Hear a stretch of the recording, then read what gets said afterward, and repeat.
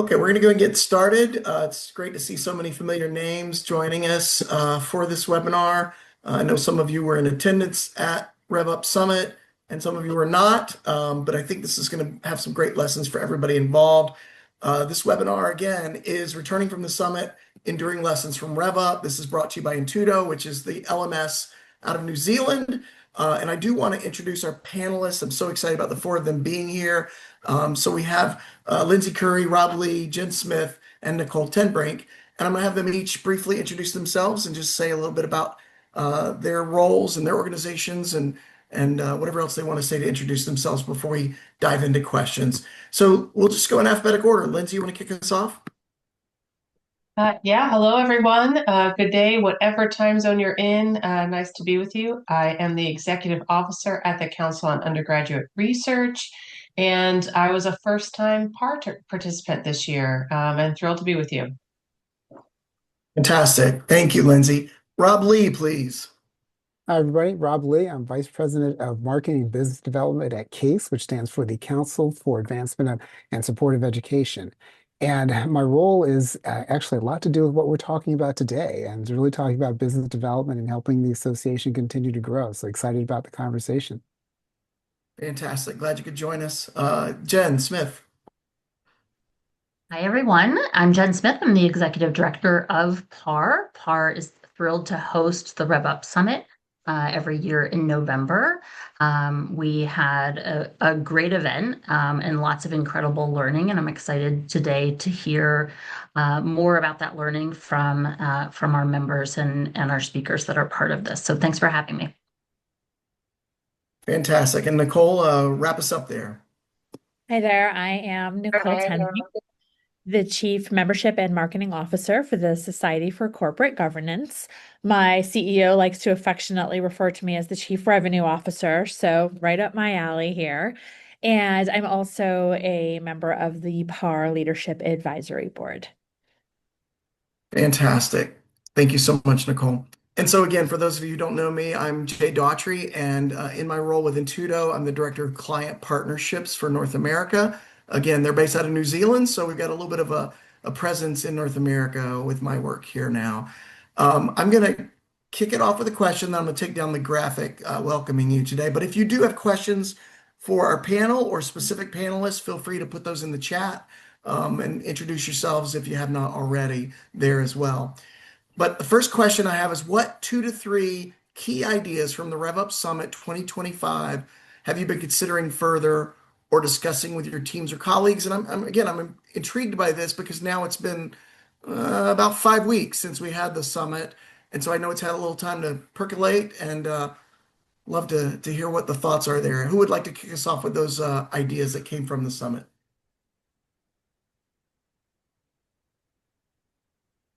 I will kick things off. Why don't I? What I really sort of enjoyed about the conversations and the ideas that I brought away that I continue to be thinking about are the themes of change leadership and the mindset shift that comes with that, right? Being able and being comfortable talking about revenue in and of itself is or can be, right, a mindset shift for a lot of us in our roles within associations. And so to think about what that means to be a change leader, as Rhonda Payne shared the different styles from the main stage, I thought was really great. To me, it's about being a disruptor. And like, even if that means being a disruptor to your own portfolio and doing that in even small and incremental ways and little tweaks, sort of, the idea of not being afraid to do something one time, and that's okay. And then maybe change it and tweak it based on how you're measuring that and what feedback comes in from it, right? Don't be afraid to build on something or rethink something in a new way. I think that innovation comes from the place of that change mindset and being willing to disrupt yourself, if that makes sense. I'll chime I'd love in. to follow. Oh, go ahead, Nicole. Oh, thanks.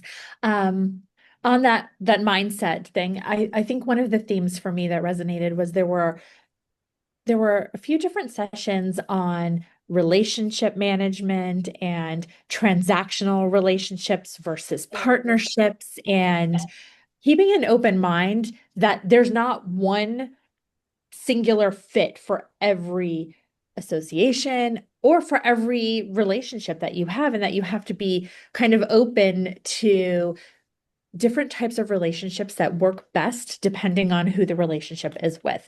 And that as associations, as revenue producers, we need both types of those relationships, those longer term partnerships. And I think that, when it kind of going back to what Jen just said and having that willingness to try something once or to, kind of lead with change, is that for many of us, I think that the leadership wants us to have these long-term partnerships. They see them as renewable. They see them as much more profitable, for lack of a better word, when it comes to nonprofits. But the reality is not every partner or vendor can have a long-term partnership with us. And those transactional relationships are sometimes what kind of keeps us going while we're working on those longer-term partnerships. So I think being open to finding what works best and what fits best without trying to kind of cookie cutter or shoebox somebody into a certain type of relationship with you.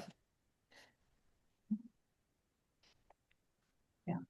I want to build on that a little bit.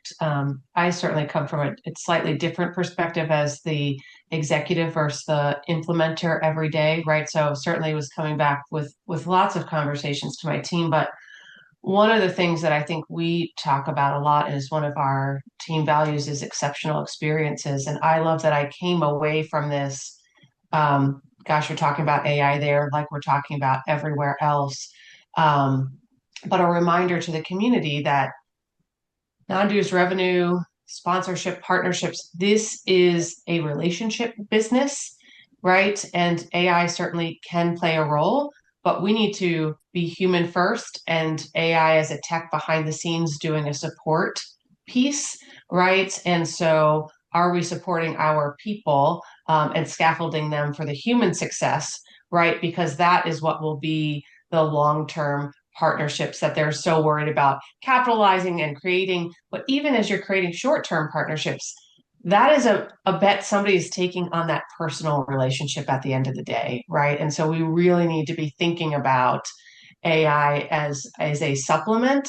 This is not going to replace the work that Nicole does or Robb does. It will be an additive in their toolbox, but that this is a people business and how special that is. Jeff, I could just layer in real quickly, and that being that first, thank you to Jen because PAR is fantastic and Jen is the architect. I know that we all know that, but I just got to say that again because it's a tremendous event because of Jen and her team. And then obviously again, thanks to Jay and to AJ as well with regards to putting this seminar on for us today. I guess there are a couple of things that occurred to me. One of them is that we often talk about margin and really talk about margin and revenue, right? And the distinction between the two. And having worked in for-profit arenas as well as nonprofit arenas, my experience has been that it's a struggle in both instances, for different reasons. But the discipline around, I think this is the one of the learnings that I took out of the RevUP was that embracing both of those concepts allows you to prioritize and to move to more productive things. It's a big difference, between something that's failing, which is easy, versus, a suite of products and services that are working pretty well. But the ability to kind of see where activities or resources can be applied in order to gain a better, increase your productivity based on that prioritization that is revealed through the revenue and the margin, I think is important. So that's one thing that I took away. The other was, and Nicole said this, but I think it's important. I just want to underscore it, and that is simply the transactional and the strategic partnerships. One of the comments is certainly that they're both important. And yeah, I think that's I know we tend to talk about, and I do a lot, talk about the strength and value of strategic partnerships, but those other partnerships can turn into transactional, can turn into strategic partnerships. And the truth of the matter is that the strategic partnerships often are fueled by the transactional components of them. So yeah, it's just an equal value there, I think is important, and a reminder to get something I took out of the summit. So just wanted to share this. Fantastic. Does that call to mind anything for anybody else before we go on to the next question? All right. Well, I think this leads into it. And I do appreciate Cindy Simpson's commented here. And she said she agrees with Nicole's comments about meeting companies where they are. And it's not a one size fits all approach, right? That's probably something we can delve into a little bit more if we have time. Um, I think it really fits in with the first question. But if you could pass along one insight or piece of advice you learned from the RevUP Summit, what would it be? Well, I don't know if this is a piece of advice, but it has stuck with me, and it was from the closing keynote, which was about getting your should do's done. And there was this slide that I took a picture of. I posted it on LinkedIn that said, "You're doing great," and it is. That's what I wrote on my postcard, and then my postcard came in the mail this week.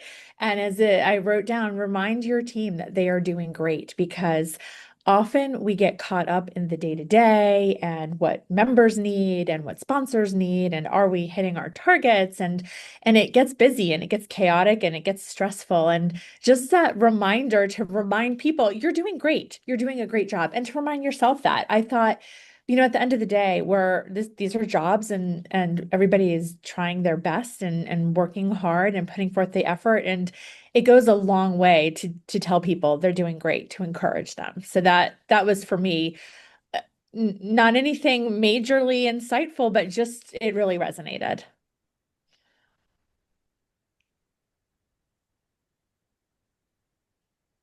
Cool. Nicole, That I was a like really that, and great thank you. session.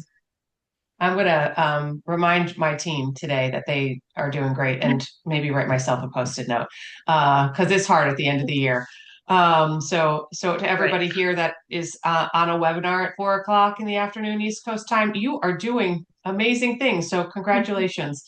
Um, my takeaway, I think, was really about our storytelling and framing, right? So you come to PAR for non-dues revenue, and I think that is really a framing that works with a particular audience, but maybe doesn't tell the story of what the impact of this work allows an association to do, right? And so there are so many sessions talking about the storytelling aspect, and that is something I think we need to be thinking about as we're talking to executives, as you're talking to members, as you're talking to your board, right? Sure, it is labeled non-dues revenue, right? But what is its purpose? What is it allowing your organization to do? How is it a generator of innovation, creativity, programs, and services for your community? I think sometimes non-dues revenue doesn't have the greatest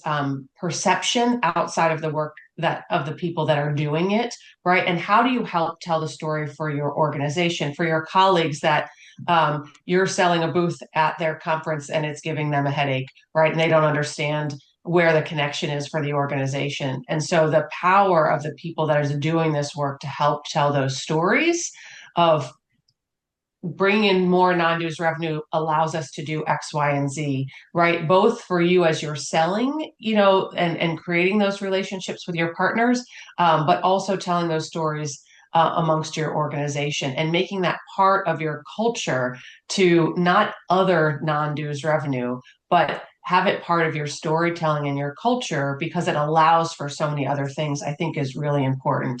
So something to keep in mind that I certainly was reminded of and took home with me. I'll jump in if I. Oh, sorry. Go ahead, Jen. Go ahead. Well, let me just say this. That is the reason why PAR was created and exists today, to be able to sort of move that framework and POV forward, right? And so to just sort of riff on that a little bit, there's I'll use the framing from this book goes with me everywhere. Jim Collins' Good to Great for the Social Sector. And so to use the framing of that just a little bit to expand on what Lindsay was saying, our organizations run on what Jim Collins in this book calls a resource engine. And there are three inputs to your resource engine: time, money, and brand. And so unlike a commercial or for-profit organization, money is not the output of the engine. Money is one of the inputs that allows us to drive the engine to create the output that is the impact of our mission, right? And so the ability to have that mindset cross your organization, and to Lindsay's, that's exactly right, to not create non-dues, not sort of frame it in this light of like it's an other, it's a separate thing, but that it is ingrained in all of the different components and functions and factors that your organization functions on, is really, really important. Rob, I didn't mean to cut you off. No, it's fine. That was great. No, not at all. I think, I was thinking about what Lindsay had shared, and I certainly agree with it. And I think, the non-dues revenue term, it's been around for a long time. And I agree that it's something that I would love to see the community move away from, because it creates a division, I think, sometimes, as though, if I'm not in an area that's focused on non-dues revenue and the conversation is about non-dues revenue, where do I fit?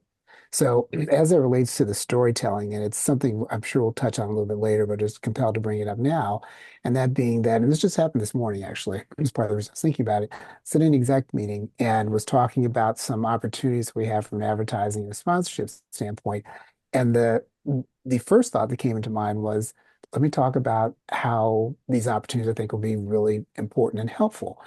The second thought, which is the one that I led with, was, let me first thank everybody in this room that has nothing to do with, has everything to do with engaging the members and the volunteers, which is the only reason that any of the sponsorships and any of the advertising has any value to begin with. And it was interesting because there were a couple really warm smiles from some folks who, when we have these conversations about the P&L side of the business, what I've heard at times is that and this isn't just in this association, I've heard it in others, where do I fit? And if I'm not having that conversation, do you or does somebody value me less because I'm not the one who is perceived as driving the revenue and driving the business of the organization? And the answer to that is, of course, you absolutely are critical to it because it doesn't exist. So there's this relationship that we all know, but as relates to that storytelling and the narrative around it, I think that's something that's important to frame in such a fashion that everybody can hear how they win in an organization that is driving toward this performance that allows it to sustain itself and to do something better for all of its members year in and year out. As a chief membership officer, Rob, I love that point that you just made.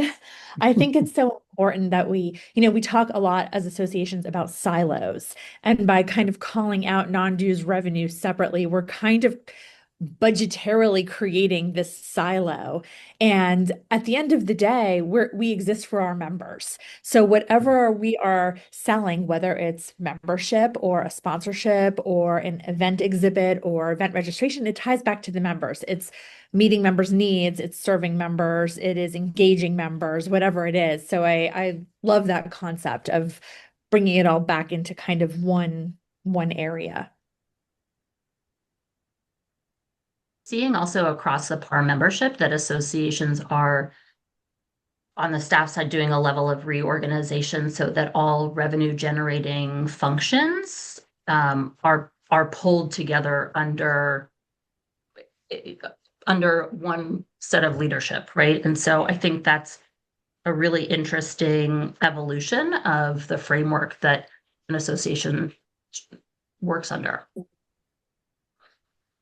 Yeah, I think this is so interesting. I guess I've never even really thought about it until this conversation in terms of non-dues revenue tells you what it is not. It doesn't tell you what it is, right? So I think the challenge to us and to this whole group and community is to coin a new phrase, right? A phrase that sums it up. But again, the comments in the chat are pointing to all the things that you're saying. Jen Troke says NDR isn't a sexy term, but innovation is. Love that. And Jeff Baker is talking about the funding for new projects and programs and new initiatives for the association. That's what's coming from non-dues revenue.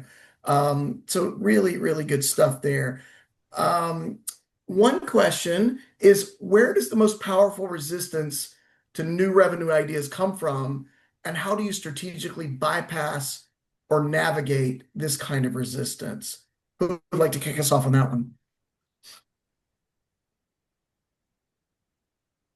I don't know if it's the most powerful resistance, but I think often you hear, not at my association, but at other associations I've worked with or talked to, is that non-dues revenue, right, is so critical to operations. They are so leery to put it at risk ever, right? So being innovative in that space, trying something new, right? All the things that Jen was talking about in the beginning that we need to be doing, that you all are aware of, that this whole conference and community is about, is then bringing that to whoever the decision maker is, and trying to align it with strategy. We become very unstrategic around non-dues revenue because we are so leery of risking it, right? And we need to change our perception around the strategy and its opportunity versus its risk alone, right? We can't just look at the one side. And so what is the risk if we don't try this thing one time? What is the risk if we don't show the community that we're innovative or want to do new things? And so how do you build your risk tolerance within these relationships? And so often it is at a board or an executive level, depending upon the structure of the organization, that is so leery to risk this non-dues revenue. Or it's housed in the wrong department, right? And they're housed as sponsorship sales under a meetings director that doesn't understand how it fits into the bigger picture. And so I think so much of it is, again, telling the story, being able to communicate, having data from sponsors and partners that this is where we'd like to move with you, working with your membership person to find out what your members need and being able to show that you can provide that through non-dues revenue, I think will help us, clear some of those hurdles moving forward. It's really interesting so it's fear is one of the drivers, but on the flip side, fear of offending people. I, with the chief revenue officer hat on, am always looking for revenue generating opportunities and come up kind of against a content management team that is afraid of attaching a sponsor to something or afraid of monetizing something because members might not like that particular service provider or a particular sponsor. So I think that there's kind of fear in that area too, to create a revenue opportunity where there wasn't one in the past, and not being kind of open-minded, or back to what Jen kicked us off with, and that is try something one time. You don't have to make it a habit or a tradition. So I think sometimes fear kind of factors in on that side of it as well. I think those are wonderful comments. I agree. Thought here, thinking about this question is that if I ask all of us to think back to a few years back where, this burgeoning conversation around innovation, and the challenge for a lot of organizations with innovation was simply that it was change. It's change management. It's a framework of how to think differently. And part of the success in doing that well is the ability to, and the discipline to say, I'm going to be emotionally involved up until a point.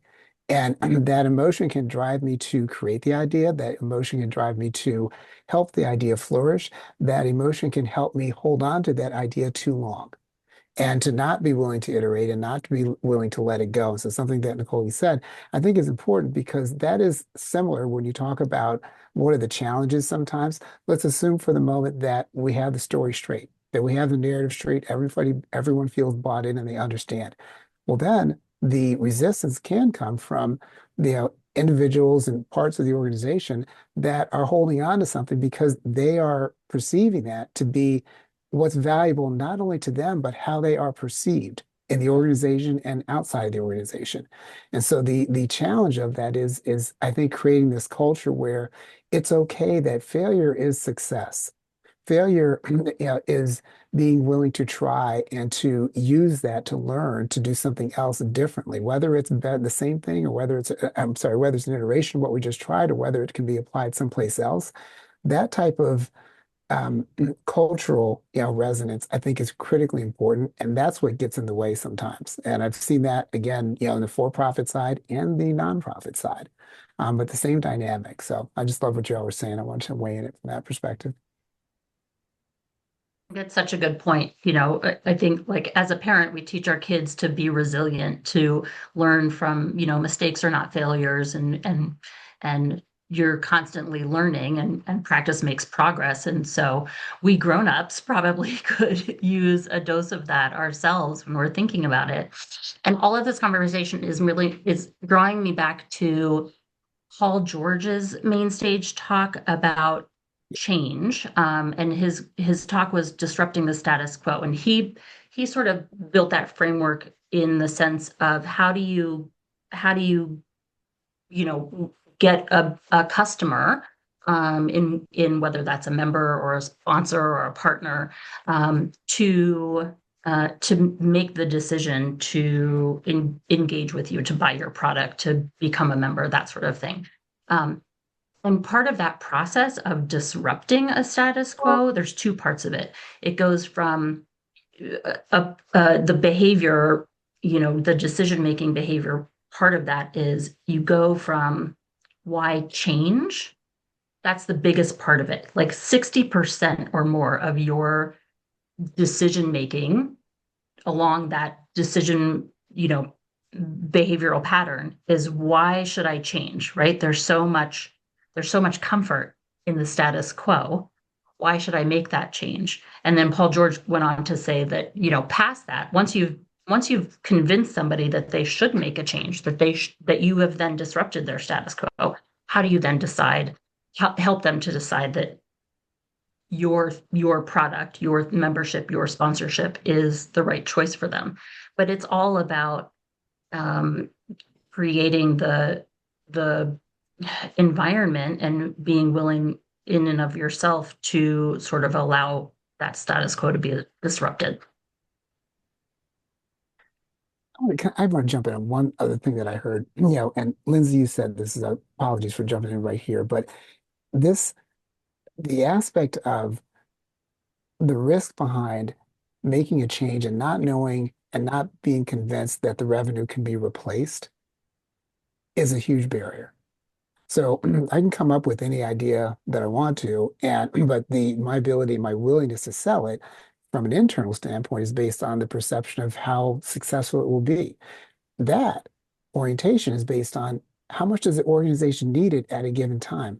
And if it's a function of having to be right, then most people get a little bit more conservative in the idea and the execution of it because it's now having to replace that $100,000. And maybe we're not sure where that $100,000 is going to come from. And maybe we're pretty convinced that we actually need that $100,000 in any given year. So that begins to have an impact. And the reason I frame it that way is because I think this, it leads me back to some of the conversations around looking, and Jen, you said this, what's my pipeline look like?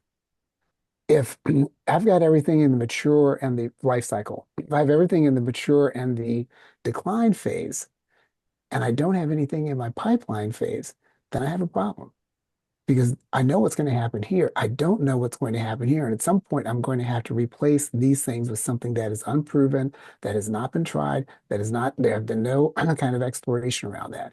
And that's a difficult place to be. So I think, when we think about trying to move something ahead, it's thinking in that kind of framework as well, so that we can be in a position to almost forcing our organizations to make sure that we have things in the pipeline before we ever need them, but before we ever have to rely on them.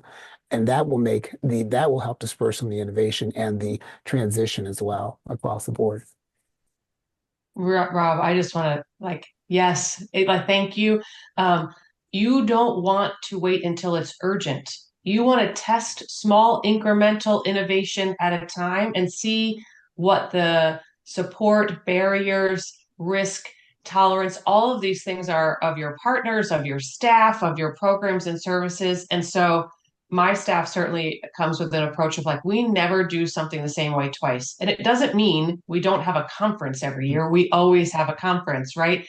But what are the one or two things you are testing every year at that event with your partners so you can change along the way and learn without that $100,000 risk, but it might be a $5,000 risk and a $20,000 reward, right? And so that is where, not leaving innovation until it's urgent. And then it is even more emotional, more risky, more impactful and overwhelming for your staff. But how do you implement and ingrain innovation as a regular and make it less, I think, worrisome, problematic? And so how do you think about doing those things in bite-sized pieces? You might have the grand idea you're trying to get your organization to buy into, but how can you do pieces of that along the way? I love that. So many great insights from all of you on that question. I just want to highlight a couple of comments that have come in through the chat. Bruce Rosenthal has a couple of good ones, but he agreed with Lindsay. He said, if revenue generation was so easy and risk-free, everyone else would be doing it. And then Cindy Simpson chimed back in and said, my mantra, companies are not piggy banks. Jen referenced Paul George's presentation at the RevUP Summit, and I went back to my LinkedIn recap from this summit, and I had 4 keynotes. I'm going to read them really quickly from Paul's presentation.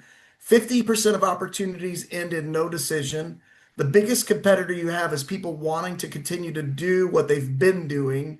If someone is not working with you, they're getting by without you, and they have to believe there is some deficit in what they are doing today. So, I mean, just great principles all the way around.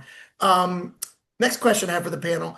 Could you speak to the strategic and cultural shifts required for associations to look beyond membership dues and give increased focus to non-dues revenue goals? What's going to have to happen?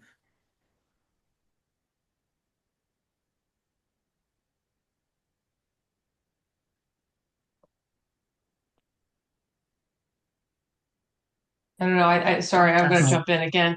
I think this goes back to all of the pieces that have brought us to this point, right? Yeah. It is the storytelling and getting all of the critical pieces on board, right? If we don't figure out how to sell non-dues revenue as something sexier than non-dues revenue, right? I don't think you're going to get people on board to the innovation, to the pieces that are critical to moving us forward, to investing in the technology to keep it relevant, right? Like it can't just be seen as always going to be there as it is, right? And just like you would innovate and bring something new to your members, we have to see this as bringing something new to our members. And I think a lot of it is, again, it goes back to language and verbiage, right? So certainly we have members and we label them as such. But if you are just talking about companies, as Cindy put it in there, right, instead of partners, right, and you are not seeing them as part of your community, right, they are an element of your community and its success. Until we start thinking about them as integrated and not othered consistently across the board, right? It is always going to be this push-pull. There's going to be this lack of innovation. There's going to be a lack of investment. There's going to be lots of pressure on the jobs of all these people creating these relationships. And so I think it boils down to the very beginning is this is a human-based business, right?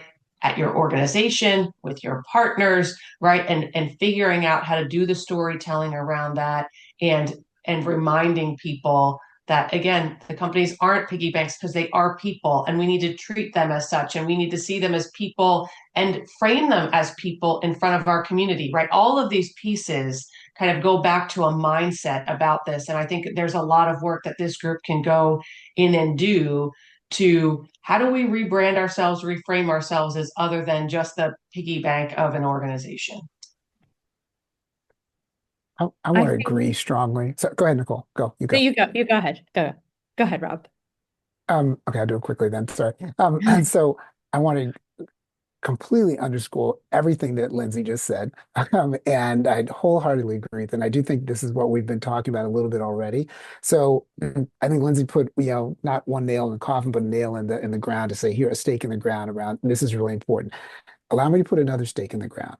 If I could, you know, change something in an organization as it relates to unleashing the creativity and the innovation, what I would change is to make sure that every person in that organization believes that when we take something off the table, that they are not going to lose their job, that they understand that there's something else for them to do, even if we don't know what that something else is, in the process of saying that the things that we were executing against are going to change. If they feel confident in that, that's part of the unstated, unspoken word that can get in the way. Because people see these tasks, we might be able to move some things on and off the board, but to Lindsay's point, we're talking about human beings. And we're talking about people that are committed to their jobs and they see value in their jobs and they know that there's value in them because they've been doing them and they've gotten positive feedback about it. Even if the performance slips off for the reasons that it slips off, having nothing to do with what they're doing, everything to do with the environment that we don't all control. That to me is one of those kind of behavioral human conditions that if we can speak and give life to and say, hey, it's okay. It is okay. We're going to take this off the table and here's some other things that I want you to focus on. We need to have that answer. I've seen that get in the way, and the for-profit and the nonprofit side. That was a perfect segue to what I wanted to say. So I'm glad you went first. Perfect. I think I think that it is also about empowering every team member to contribute in a meaningful way where the generation of revenue doesn't rest with just one or two people or one department. Everyone should be encouraged. At a previous association, unnamed, I will leave it. We had a prize for the worst idea because we wanted staff to feel comfortable about contributing and about putting ideas forward and trying new things. And it was really kind of somebody read an article in Harvard Business Review, and we didn't invent it there, but it really helped staff feel like they could have a voice and that they could contribute. And even though maybe my job is just events, but I have a really great idea about a sponsored program or content so that they could step outside of their day-to-day responsibilities and feel like they could contribute ideas and contribute to the bottom line and feel empowered to do so and supported to do so. Because that culture has to come from us as leaders to say everyone has a role. And we had a previous CEO that when she created annual goals, everybody had goals related to their own responsibilities, but everybody also had goals related to the organizational wide strategic plan and revenue targets so that you could see how you fit into the big picture and that you were a contributor. And even though you might be the person who is hooking up computer monitors, there was a way for you to contribute to us getting to our goals from a revenue perspective. So we succeeded as an entire organizational team, or we failed as an entire organizational team. And it really came from leadership making everyone feel like they had a part to play in that getting us to where we needed to go. I'm going to yes and all of that with a gem from Lindsay's session at RevUP. Lindsay and Tara Puckey did a session called Boardroom to Bottom Line. And the one sort of thing that I've been noodling from your session, Lindsay, was the idea that your board is so we're talking about staff, but let's also think about like leadership and how our board plays into all of this. And Lindsay and Tara said your board is working for your members 10 years from now. And so I've been thinking about that quite a bit. What does the membership of PAR look like 10 years from now, 15 years from now? How can I, as the staff executive, engage the leadership, the thought leaders of our community to consider what our organization looks like for the members 10 or 15 years from now? What do their jobs look like? What does support look like for them? All of those things.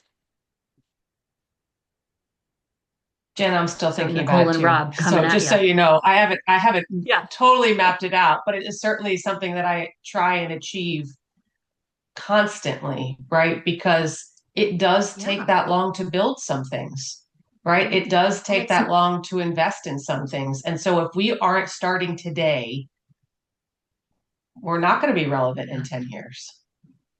Well, and that is a mindset. That's not a one and done, right? That's just a cultural mindset that you and your staff and your board need to embrace to be making progress.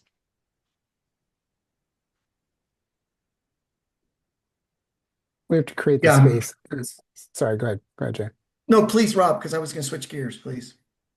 No, I just say that we're, it's incumbent upon us as leaders to create the space for people to have those conversations and understand that particularly, and I'll comment this on from an American business perspective, there's often an orientation toward the immediate and the tactical. While we will talk about strategy, what we want our outputs that are tangible as quickly as possible, and to be repeating those outputs as often as we possibly can.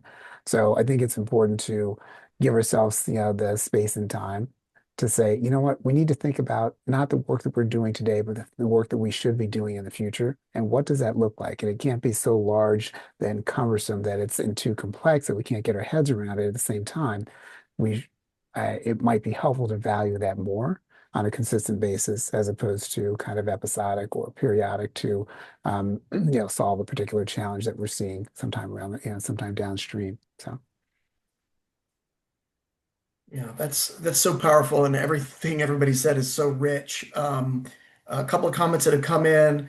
Um, Bruce again chimes in to say that associations need to invest essentially venture capital or venture time. I think that goes back to what Lindsay was saying, like you need to be doing this early and iteratively and that sort of thing. And then Jen Troke says, love what Rob and Nicole are saying.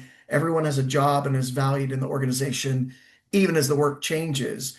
In fact, Rob, one of the things I was thinking about what you were saying is it's almost like this idea of getting all the right people on the bus, but it's the idea that your seat or your role on that bus could change can 10 change. miles down the road, 100 miles down the road, right? Don't get locked into these tasks. And in fact, that goes to what Nicole was saying. I just did a post on LinkedIn about one of my members, I mean, one of my mentors, based on a post that Lowell Applebaum had done about one of his mentors.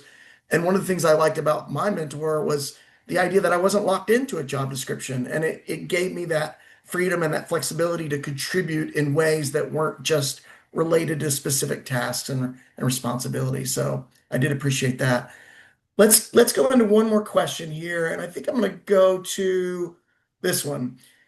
What non-dues revenues trends do you think will really take hold in 2026? And what do you expect to see associations doing more of in this regard in the coming year?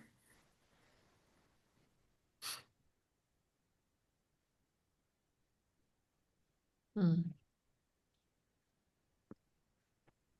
One of I the think things that Rob, do you want to jump in? nope.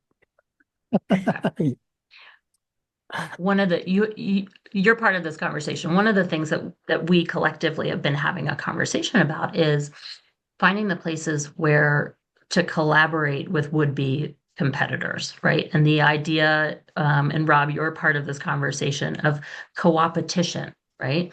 Versus keeping what you would consider to be a competitor, and that could be, your competitor could mean anything, right? Anything that is competing for the attention of the person that you are looking for their attention, right? Instead of keeping those competitors at arm's length, what are the places and ways that you can collaborate with them?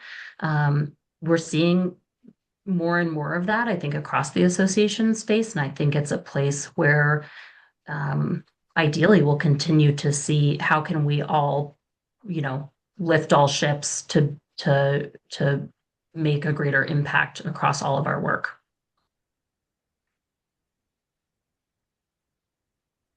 Rob? Yeah, I love that. I guess what I would add is that a couple things. One is that the construct of AI, which we all talk about a lot, I look at it in two dimensions. One is a competitive advantage, the other is a competitive disadvantage. And I think that, making sure that we understand the ways that we can leverage in which we are continually talking about and on behalf of our members and to give them the best possible experience, but also understanding that our competition out there is doing the same thing. And that means that they are the same people that we are trying to connect with on an ongoing basis are being equally, motivated to be distracted by everything that we're trying to share with them. So the implications of that for our organizations, I think, are dramatic. And so I tend to kind of, look at it in those two dimensions in order to just to keep some focus on, wanting to understand it, but also wanting to understand what I need to consider as we move forward as one piece. The other piece I think we've talked about this, Jen and Lindsay and Nicole as well. We all have talked about this, and that being, you know, the increasing demands of our sponsors and partners is real. And, they are applying more and more sophistication to looking at the ROI for engaging in our organizations. And that requires us to be probably much more data centric than we might move into as quickly and as easily as we might like to. So I think that dimension is important and something just to consider and think about kind of looking forward. I think we need to be prepared for that and be prepared for an answer, and it's likely a different answer than what we have traditionally provided. So. Yeah, I think to echo what Rob just said, defining metrics, I think will be really, really key. That understanding the value proposition and the storytelling, but also being able to tie where you started to where you've ended is going to become really important. And with AI, much more sophisticated. And we did a session on metrics that matter, really identifying the metrics that tell the story and that matter and that aren't disingenuous is going to, I think, even more so now become a significant part of being able to maintain those relationships and renew those relationships. And I think educating your sponsors too on they might I know we have some very law firms are one of them, one of our supporters. They're very traditional, very conservative, and kind of bringing them along with us from the technology perspective, I think is going to be really important to, get them to where we are. And in some cases, meeting our AI sponsors where they are and kind of bringing ourselves up. So I think that's going to be really, really important going forward.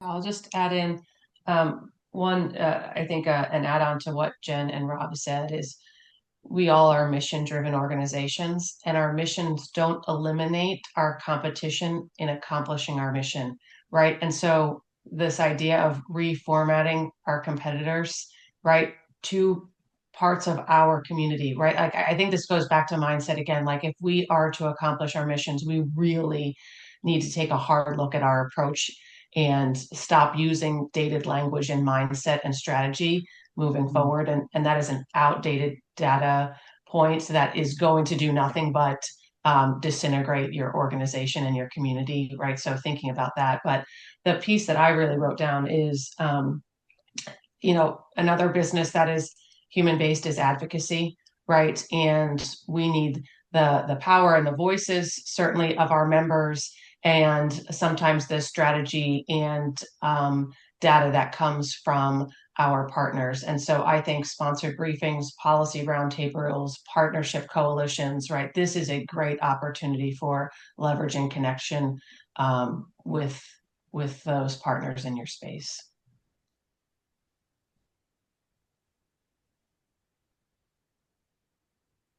I love it. Thank you so much for that input.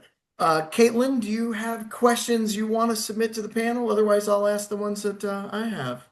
Yeah, well, we've just had one come in from Bruce, actually. Thank you, Bruce, for being such a avid chatter. And now with the question, and welcome everybody from obviously around the world. AJ and I are down here in New Zealand, so very exciting to be here on a Wednesday morning for you all. Bruce has said the biggest revenue growth barrier is often the enemy within association CEO and board. How can association staff demonstrate to leadership the need for business models for revenue growth? So maybe we'll start with Nicole and just go around the room. Oh boy. Um, I go back to the try it one time and finding compromise and uh, I interestingly have a CEO that wants to monetize everything, so I kind of have the opposite issue, which is no, we can't sell it all. But I do think that finding a way to meet in the middle and to demonstrate that non-dues revenue or creating revenue opportunities does not detract from your mission. It actually supports it. And I think it was Jeff Baker, made the comment that that revenue gives you the opportunity to try new programs and to innovate. So I think basically being able to demonstrate to your board, to your leadership, what the potential ROI is, I think is really important to being able to get their buy-in. Perfect. Anyone else have anything to add? Yeah, I would add, I'll just try one, you could send them this recording, but also, I'm happy to talk to them anytime. Sometimes it's bringing them along, right? So they're seeing the data and the numbers, and they're not seeing the experience, right? And so, have you included them in a call? Have you had them meet with a sponsor or be part of that work before? And so, I think bringing them into it. Again, I think we're going to tap on it is a human enterprise, right? And so sometimes they need to live the experience. And so I think it comes back down to training and making them part of this experience. In addition to the data, certainly that can tell stories, but I think it's always bringing them in at the ground level. Having them sit in on a call with you, having them go to a dinner, having them talk to the people often makes a huge difference. Yeah, I'd I would just just add offer. a little bit of a note there. Sorry, Yeah, Rob, quickly, I'll just add on to that a little bit, Lindsay. Could it be as simple as paying attention to the balance sheets for all of your products and across your portfolio, right? Costs, we all know that costs for various things continue to increase. And so what does that balance sheet need to look like? That's a CEO's priority and a board's priority. And so in the same way of like bringing them along with you to those prospect meetings, really sort of diving into like, what is your specific cost to serve for this particular thing, and what does the model really need to be, so that you've got a little bit of room and a little bit of margin to work with, to innovate, to grow. I Rob. would I would add as well. I agree with everything that's been stated, and so I'd come back to, as we talked about, one piece of it is the narrative building, making sure that's straight. A second piece to me is, Jen, what you just said, and that being an ongoing understanding that year over year it costs us 5% more to do anything that we did the year previous.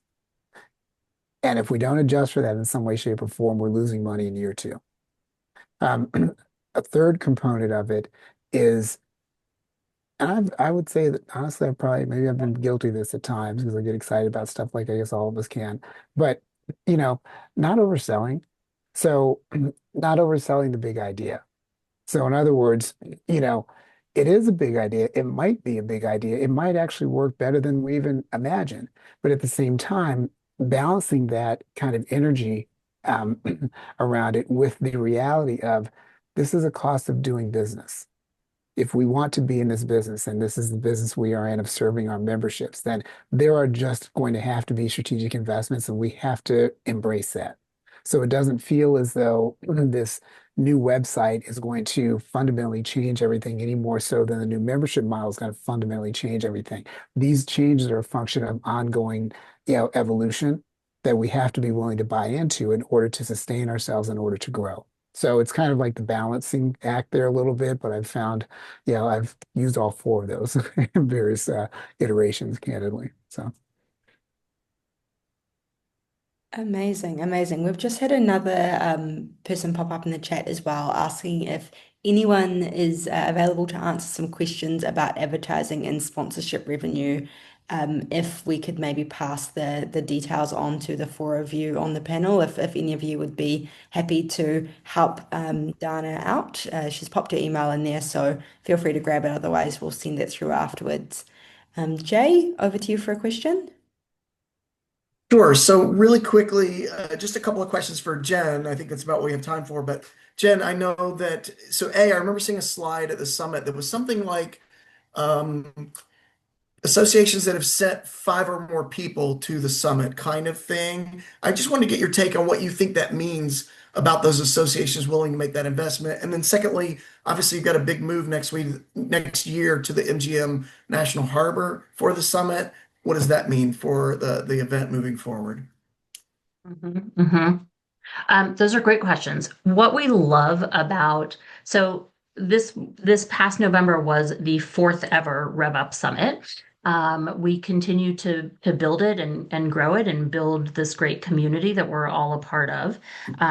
What we love about bringing groups and bringing teams is the ability for an entire team, an entire association staff team to learn together, to compare notes, to strategize a little bit. It's the equivalent of a personal professional development and that offsite retreat sort of mentality that you can come together with your staff team and really think about like, oh, this thing in Lindsay's session sparked this idea. What if we XYZ, right? And just that togetherness, to be learning as a team, I think is important to everything that we've talked about today, right? All of the cultural shift and the mindset shift that needs to happen as part of your organization or needs to be maintained as part of your organization to be receptive of all of these ideas, and all of this work. And so we are always thrilled to see it when large staff teams come to RevUp and come together to learn. So RevUp 2026 is we are at MGM National Harbor for 2026. RevUp has been at the Graduate in Annapolis for 4 years. We love Annapolis. We love the Graduate, but we were busting at the seams, and so we are excited to be in a larger space. One of the things, and Nicole and Rob have heard this from me before, that I'm excited about is our ability to grow our community and keep what I think is an incredible experience and a learning opportunity for our community as part of that. And I use the phrase that bigger is not better, better is better.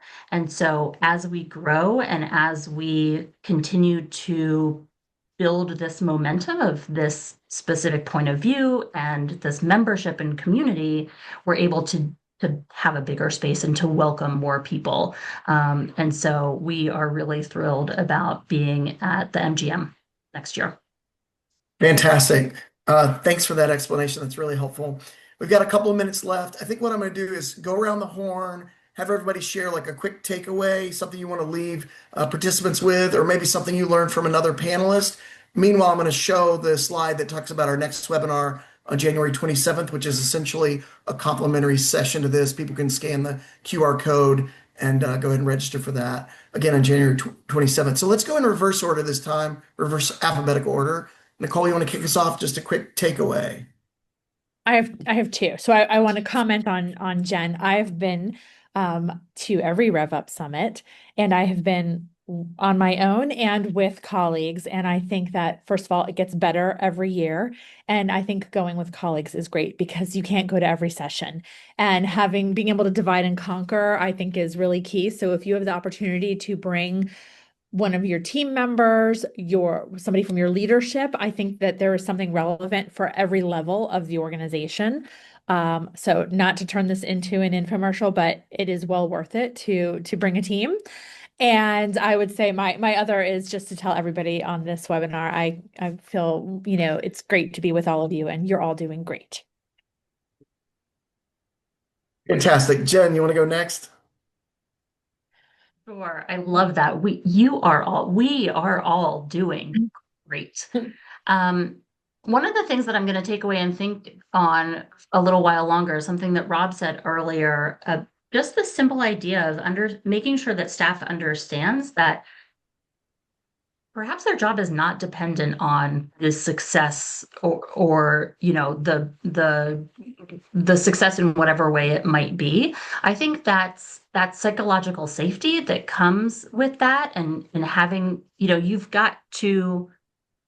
have to, being innovative, having a culture of innovation, try all of these things means that everyone on your team feels safe to make a mistake, or feels safe to say they don't know, or we'll try it a different way or something like that. And so I think that is a simple thing that maybe we do overlook sometimes, that there could be some personal professional anxieties around safety and their career, a specific staff person's career path. And so I like just pausing on that for a bit. Rob. First takeaway, listen to Nicole, Jen, and Lindsay because they know what they're talking about. And if you take nothing else away, Rob. there's your takeaway. Second one is it's not a fight, but stay in the fight and don't get discouraged. So I'll just keep it simple. Lindsay, you want to wrap us up here? Yeah, this is about community, right? Like, you all came here, and thank you, Rob, for that thoughtfulness. I feel the same about each of you. Is you don't have to know it all by yourself. You don't have to innovate it all on your own, right? Like, there are people, whether you are at RevUP in person or just part of the park community or sitting on this webinar, right? That it doesn't all have to be in one body. That we don't expect you to come up with all of these ideas on your own, but that this is a community that is willing to give and share. And so reach out to us, reach out to the members of PAR, post in the community, right? Like, it is such a giving place. And so that was certainly my takeaway from being at that meeting, but also being here with all of you, is the willingness to share is totally there, and take advantage of it. Well, thank you. And thank you, panelists, for sharing your time and your insights and experiences today. We really appreciate it. And thank you to all the participants who joined us. And again, we'll get that webinar recording posted as well if you want to share it with others. Thanks and have a great day.